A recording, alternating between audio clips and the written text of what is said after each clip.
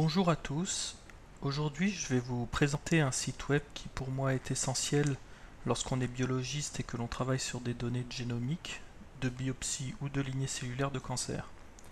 Ce site s'appelle Cibioportal et il permet d'explorer, visualiser et analyser les données génomiques de tout type, ADN, ARN, protéines, qui proviennent de multiples études dont les données ont été mises à disposition pour la communauté scientifique.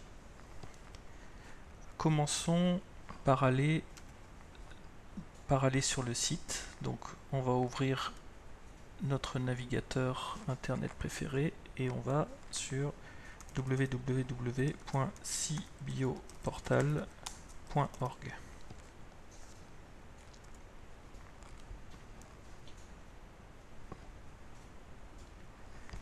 Alors sur la page principale du site, nous voyons déjà une barre de menu en haut, un formulaire de requête au centre et un encart à droite où sont recensées les nouveautés et l'état actuel de la base de connaissances.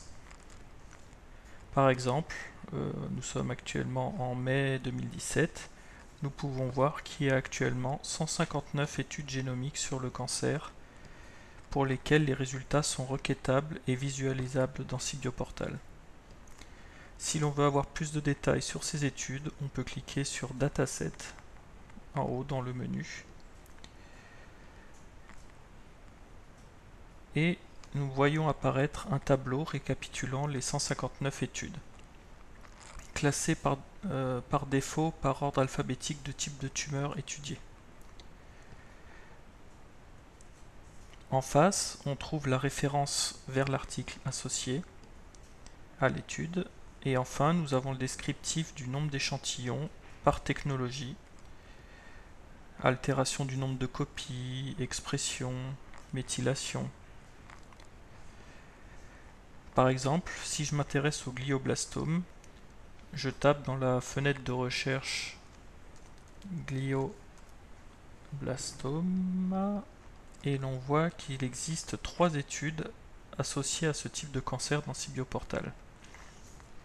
Une étude publiée dans Cell en 2013 qui comprenait 580 échantillons, une publiée dans Nature 2008 avec 206 échantillons, et une méta-analyse provisoire qui généralement correspond au fait que de nouveaux échantillons ont été ajoutés à la cohorte depuis la publication.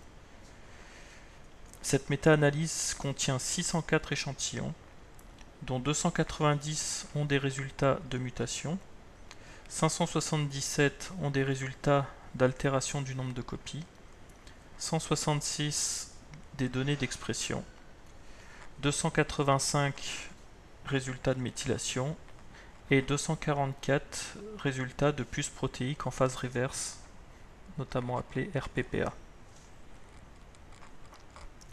Remarquez la petite icône en bas à droite du nom de l'étude, le rectangle noir avec la flèche dirigée vers le bas. En cliquant dessus, vous allez pouvoir très facilement télécharger une archive au format zip contenant toutes les tables de résultats qui ont été utilisées pour générer les graphes et les tables que nous allons visualiser par la suite.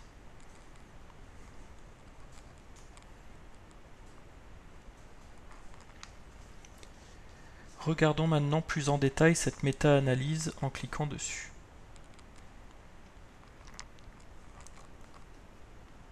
La première page qui nous est proposée contient un résumé de l'étude, sous forme de graphes et de tableaux.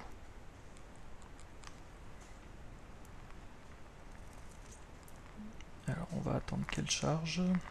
C'est probablement dû au fait que je lui ai demandé de télécharger en même temps le jeu de données juste avant.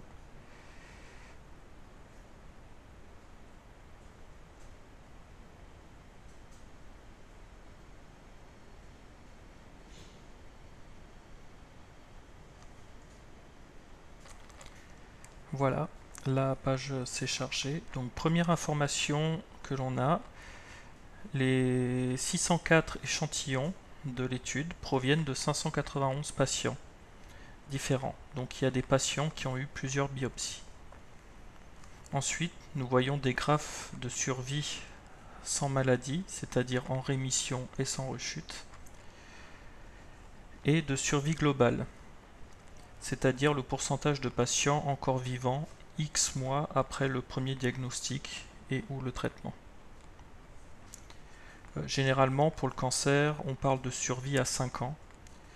Or, on voit ici que le glioblastome est très agressif, puisque le taux de survie à 5 ans est de 6%. Nous avons ensuite un graphe du nombre de mutations en fonction de la proportion du génome altéré en nombre de copies. Il n'y a visiblement pas de corrélation entre ces deux variables.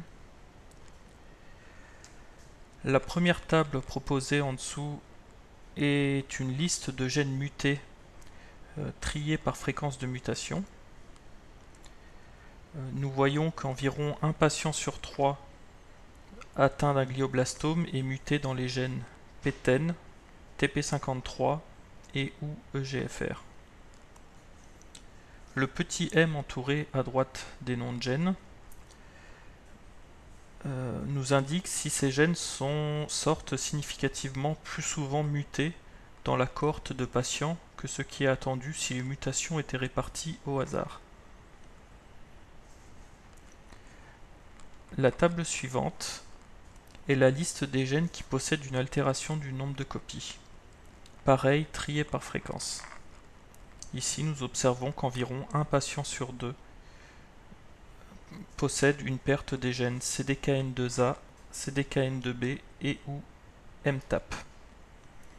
De plus, une amplification du gène EGFR est présente chez 4 patients sur 10. Ensuite, nous avons une série de distributions sous forme d'histogramme ou de camembert dans la cohorte.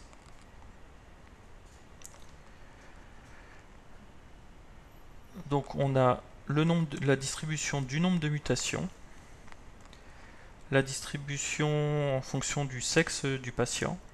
Donc là on voit 358 hommes et 228 femmes. De l'âge au diagnostic,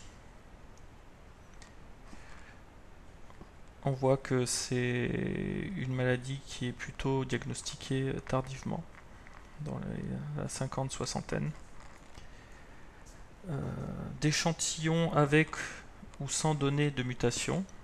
Donc nous avons 287 échantillons qui ont des données de mutation et 317 qui n'en ont pas. D'échantillons avec ou sans données d'altération du nombre de copies.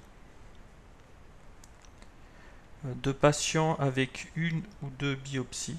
Donc on voit que la majorité des patients ont eu qu'une seule biopsie, mais il y a 13 patients qui ont eu 2 biopsies. Et du statut du patient. Donc parmi tous nos patients, nous avons quasiment 82% qui sont morts, 17% qui sont toujours en vie, et 1,2% pour lesquels on a perdu la trace. Donc la personne n'est jamais revenue en consultation, donc nous ne savons pas, nous n'avons pas plus d'informations sur ce patient-là. Et ainsi de suite. En fonction du type de cancer, vous allez avoir plus ou moins d'informations qui vont être affichées comme ça.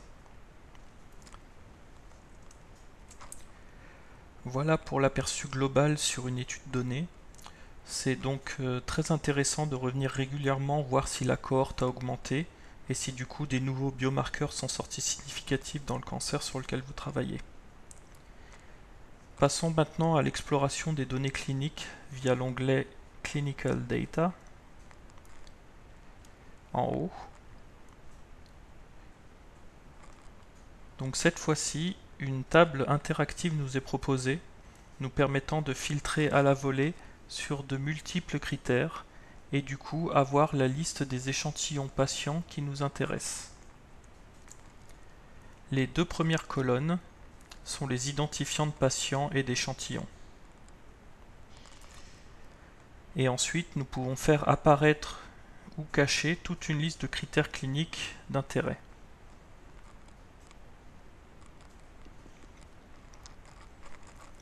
Donc cela va de l'âge au diagnostic, au nombre de jours depuis le dernier rendez-vous avec le cancérologue, le nombre de jours entre le diagnostic et la date du décès, le statut actuel du patient, mort ou vif, le sexe, etc.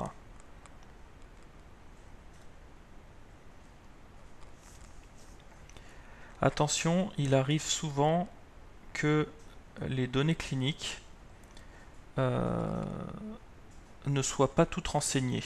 Du coup, on a beaucoup de NA, not available. Soit, comme vous pouvez voir, des fois, il y a des bugs. Quand vous voyez typiquement une colonne dans laquelle tous les patients ont exactement le même résultat, il faut penser à des problèmes dans le fait que les données cliniques n'ont pas été bien rentrées.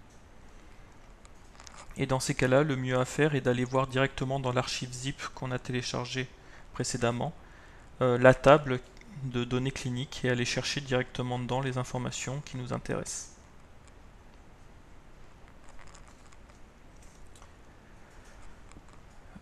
Dans l'onglet Mutated Genes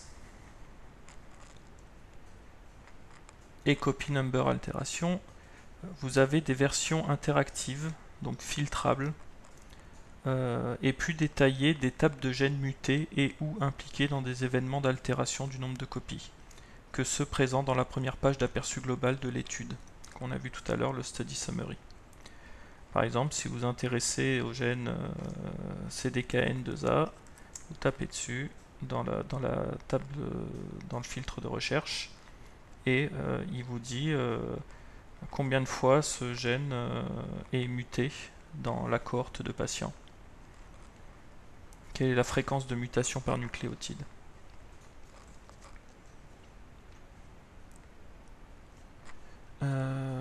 Pareil pour l'altération du nombre de copies. Si vous intéressez à un gène particulier, RB1 par exemple, vous pouvez voir que RB1, il y a 66 altérations du nombre de copies dans lesquelles RB1 est impliqué.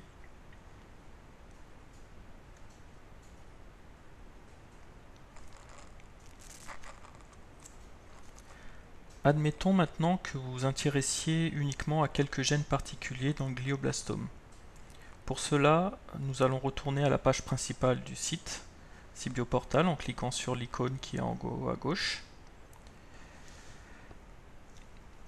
Et nous allons faire une requête dans le formulaire présent au milieu. Donc nous recherchons tout d'abord l'étude sur le glioblastome. Donc on écrit glioblastome. Et notre étude provisoire, notre méta-étude est ici, donc on la sélectionne. Après, on sélectionne tous les profils génomiques disponibles, à savoir les mutations, les altérations en nombre de copies, les données d'expression de type RNA-seq, ainsi que les données d'expression protéique, RPPA. On veut voir tous les échantillons, donc les 604 échantillons, et nous voulons uniquement les résultats correspondant à nos gènes d'intérêt, on va dire CDKN2A, CDK4 et RB1. Là vous avez un petit message qui vous dit que la liste de vos identifiants de gènes a bien été sont bien des identifiants valides. Et donc on peut soumettre cette requête.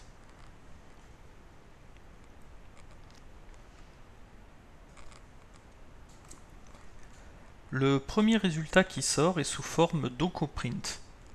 Cette représentation est très utilisée dans les articles d'analyse de cohortes de patients, car il permet d'avoir un aperçu rapide de la répartition des altérations génétiques dans la cohorte, car chaque colonne correspond à un patient.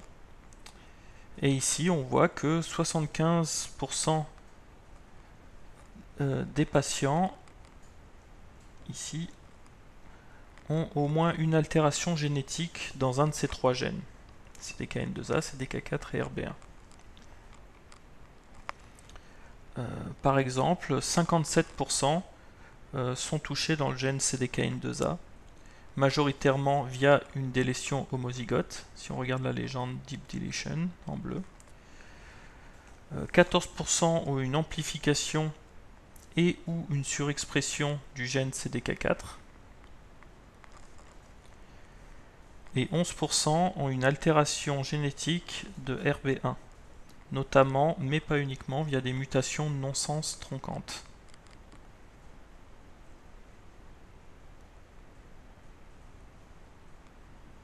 Ici et ici.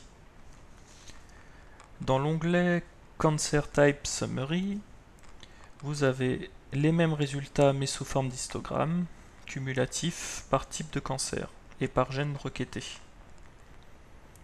Ici, dans cette étude, nous n'avons que des glioblastomes, donc les résultats seront les mêmes.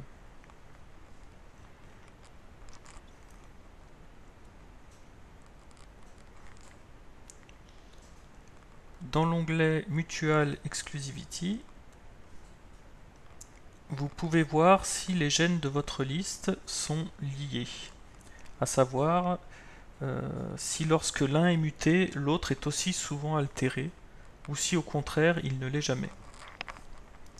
Donc ici on peut voir qu'ils ont tendance à être mutuellement exclusifs de manière significative. Donc quand l'un est muté, en tout cas CDKN2A, CDK4, CDKN2A et RB1, quand CDKN2A est muté, CDK4 n'est pas altéré.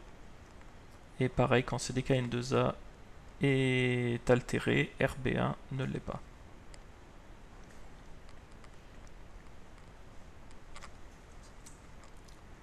Ensuite, dans l'onglet Plot, on vous permet de générer interactivement à la volée des graphes combinant différentes technologies. Par exemple, pour voir si l'on voit une différence significative d'expression du gène dans le RNA sec lorsque le gène est amplifié ou délété. Ou encore, si l'on voit le niveau d'expression protéique augmenter lorsque l'expression du gène au niveau ARN augmente. Par exemple, mRNA et protein level pour le gène CDKN2A. Et là, on voit qu'il y a quand même une bonne corrélation entre le niveau d'expression de l'ARN et le niveau d'expression protéique. De plus, si vous passez la souris sur les points de la figure, vous pouvez avoir les identifiants des patients correspondant à chacun des points, ce qui est très pratique pour repérer les outliers, les données aberrantes.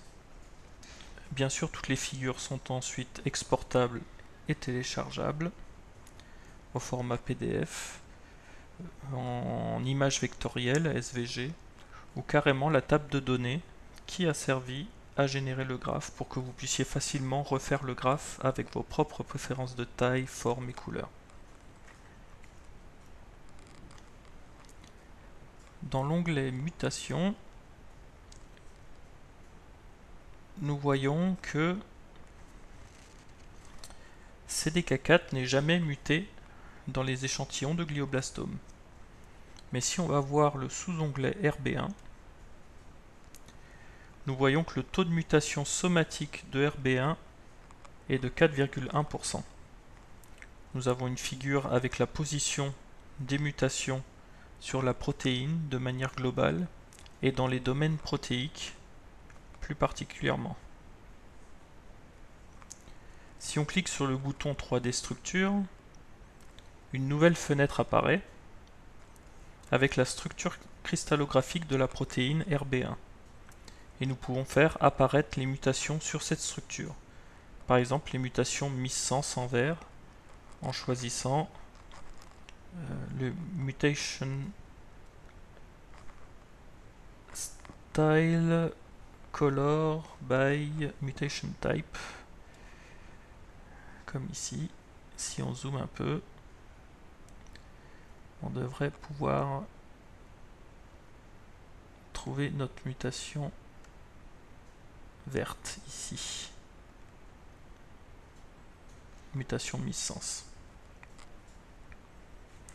En dessous se trouve la table détaillée des mutations avec l'identifiant de l'échantillon dans lequel la mutation a été détectée, le type de mutation, non-sens, missense, splicing, frameshift, etc. La notation du variant, c'est-à-dire s'il est connu pour avoir des conséquences cliniques, une implication clinique ou pas, s'il est oncogénique ou pas, s'il a des effets biologiques, et les références des publications qui parlent de ce variant. Ou encore s'il est connu pour être un hotspot mutationnel. S'il est potentiellement driver de la maladie ou seulement passenger. Enfin, le statut du nombre de copies du gène portant la mutation est indiqué. Donc cet échantillon-là, TCGA 0200301, a 33 mutations. Et parmi ces mutations, il y a cette mutation-là.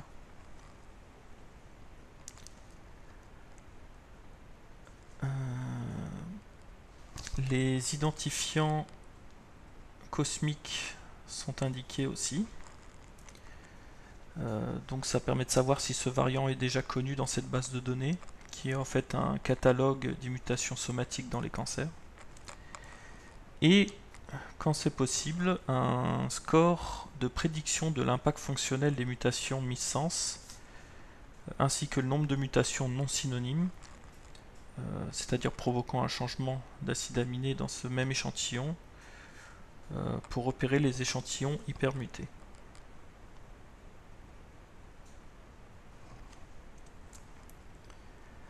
Passons maintenant aux données d'expression. Dans l'onglet coexpression sont répertoriés et classés les gènes qui potentiellement sont partenaires de vos gènes d'intérêt en regardant s'ils sont coexprimés dans le même sens ou dans le sens inverse. Par exemple, si on regarde CDKN2A, on voit que qu'il n'y a pas de gène fortement corrélé avec l'expression de CDKN2A.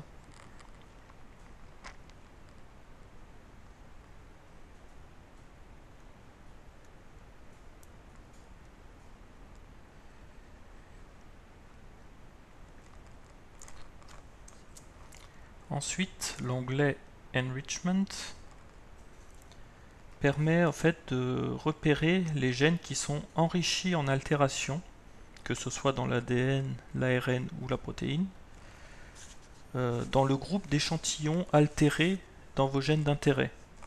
Donc moi par exemple, j'ai demandé CDKN2A, CDK4 et RB1. Donc ce qu'on peut voir, c'est qu'il y a 450 échantillons qui possèdent une altération dans au moins un de ces trois gènes.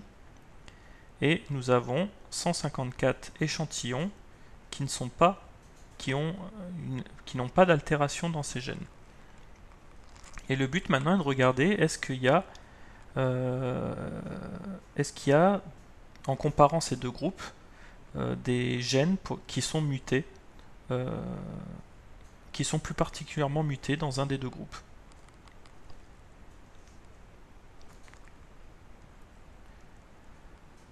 Et ça, on peut le faire aussi bien pour les mutations que pour les altérations du nombre de copies ou pour les données d'expression et les données protéiques. Dans l'onglet Survival, donc, ça permet d'obtenir les courbes de Kaplan-Meier, donc qui comparent la survie des patients qui ont vos gènes d'intérêt altérés par rapport aux groupes non altérés dans ces gènes. Donc là, en rouge, j'ai les cas pour lesquels il y a au moins une altération d'un de mes gènes, donc CDKN2A, CDK4 et RB1. Et en bleu, j'ai les autres échantillons qui ne sont pas altérés dans ces gènes-là. Et on voit qu'il y a une séparation des deux courbes au niveau de la survie globale.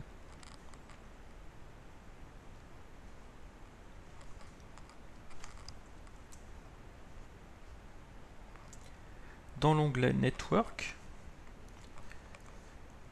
ce qu'on va pouvoir regarder, c'est les gènes et les drogues connus comme ayant un effet dans le contrôle du fonctionnement de vos gènes d'intérêt, ainsi que les gènes contrôlés par vos gènes d'intérêt.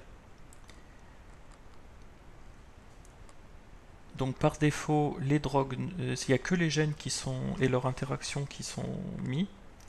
Si vous voulez aussi avoir les drogues, toutes les drogues de la base de données, vous pouvez lui demander. Et si vous voulez qu'il y ait un peu moins de monde et vous focalisez sur les partenaires principaux de vos 3 gènes, vous pouvez filtrer un petit peu les voisins de vos gènes d'intérêt pour finalement ne garder que ceux qui ont une interaction forte avec vos 3 gènes d'intérêt qui sont mis ici entourés d'un cercle noir épais. Vous pouvez faire apparaître les légendes pour savoir qui contrôle qui dans quel sens. Est-ce qu'il contrôle la phosphorylation de tel gène, l'expression de tel gène, est-ce qu'il fait un complexe avec tel autre gène, etc. Et bien sûr, comme d'habitude, tous ces graphiques sont exportables pour que vous puissiez les mettre dans vos présentations ou dans des articles. Enfin, l'onglet CN Segments, il permet en fait de visualiser les données d'altération du nombre de copies directement dans IGV, donc qui est un genome browser très utilisé. Donc on voit mon gène CDKN2A et au-dessus vont apparaître pour chacun de mes patients le niveau, la valeur du nombre de copies de ce gène-là chez chacun de mes patients.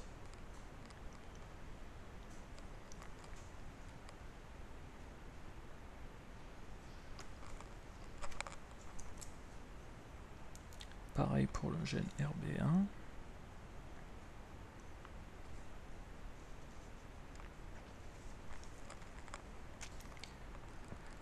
Donc voilà un peu pour le tour des fonctions de base de Sibioportal qui, comme vous pouvez voir, permettent déjà d'observer pas mal de choses. Pour les personnes ayant un niveau un peu plus avancé et qui voudraient faire des requêtes plus complexes ou manipuler les résultats stockés dans Sibioportal directement à partir de leur programme R, ils peuvent aller voir tout en haut de la page les menus Web API et R MATLAB qui expliquent comment exploiter au mieux les web services du Sibioportal. Donc comment il faut faire les requêtes dans la barre URL pour pouvoir obtenir telle et telle donnée. Et là, dans cet onglet, on a une explication de comment utiliser le package CGDS R, qui veut dire Cancer Genomics Data Server, et qui est hébergé au CRAN, donc sur le Comprehensive R Archive Network. Enfin, une autre fonctionnalité qui peut vous intéresser, c'est dans le menu ici Visualize Your Data. Ici, on vous permet de créer des figures de type OnComprint ou justement des figures de mutation directement sur vos données. Par exemple, si on clique dessus, sur l'OcoPrinter. On vous donne un exemple de format qui s'attend à avoir en entrée.